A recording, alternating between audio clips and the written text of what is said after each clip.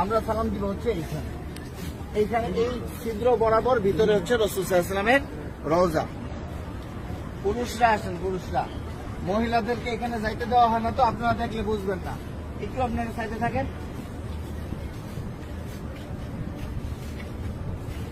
আমরা ভিতরে যাব হচ্ছে এইভাবে, আমাদের বাম দিকে থাকবে রওজা, রওজা থাকবে কি বাম দিকে। ভিতরে কথা বলার কোনো সুযোগ নাই, বেশি সময় দাঁড়ায় থাকারও সুযোগ নাই।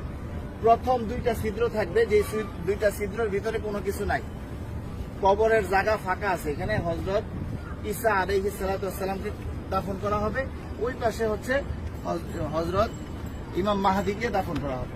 তো এই যে প্রথম দুইটা ছিদ্র ফাঁকা, এখানে অনেকে দেখবেন সালাম দিতেছে, ভিড় লেগে আছে, এখানে সালাম দিব না, আমরা সালাম দিব হচ্ছে এইখানে এইখানে এই ছিদ্র বরাবর ভিতরে হচ্ছে রাসূল সাল্লাল্লাহু আলাইহি ওয়াসাল্লামের রওজা। এই জায়গায় সালাম দিব, দেখবেন যে এরকম যেই ছিদ্রটা, এইটার সাথে কিন্তু কোনোটার মিল নাই, ঠিক আছে? এই বরাবর নবীজিকে সালাম দিতে হবে। রাসূল সাল্লাল্লাহু আলাইহি ওয়াসাল্লাম এখানে জীবন্ত অবস্থায় শুয়ে আছেন, ডান কাত হইয়া, নবীজির মাথা এদিকে, পা হচ্ছে এদিকে, ঠিক আছে? রাসূল শুয়ে আছেন, উম্মতের সালাম গ্রহণ করতেছেন, হ্যাঁ, সরাসরি সালাম গ্রহণ করতেছেন। তারপরে এখানে আবু বকর রাদিয়াল্লাহু আনহুর কবর, এই বরাবর এখানে আবু বকর রাদিয়াল্লাহু আনহুকে সালাম দিতে হবে। কিভাবে সালাম দিব? নবীজিকে কিভাবে দিব? আসসালাতু আসসালামু আলাইকা ইয়া রাসূলুল্লাহ, আসসালাতু আসসালামু আলাইকা ইয়া হাবিবাল্লাহ। যতটুকু বেশি আমরা পারি বলার চেষ্টা করব। সালাম দেওয়ার সবচেয়ে সুন্দর সময় হচ্ছে রাত্রে 10:30টার পর থেকে নিয়ে রাত্রে 1টা 2টা পর্যন্ত ফাঁকা থাকে, ভিড় থাকে না। আর দিনের বেলা সকাল 7টা থেকে নিয়ে একেবারে জোহর পর্যন্ত কি ফাঁকা থাকে, ফাঁকা ফাঁকা। আসরের সময় থেকে নিয়ে এশারের পর পর্যন্ত কি থাকে? ভিড় থাকে। যত বেশি পারেন নবীজিকে সালাম দিবেন।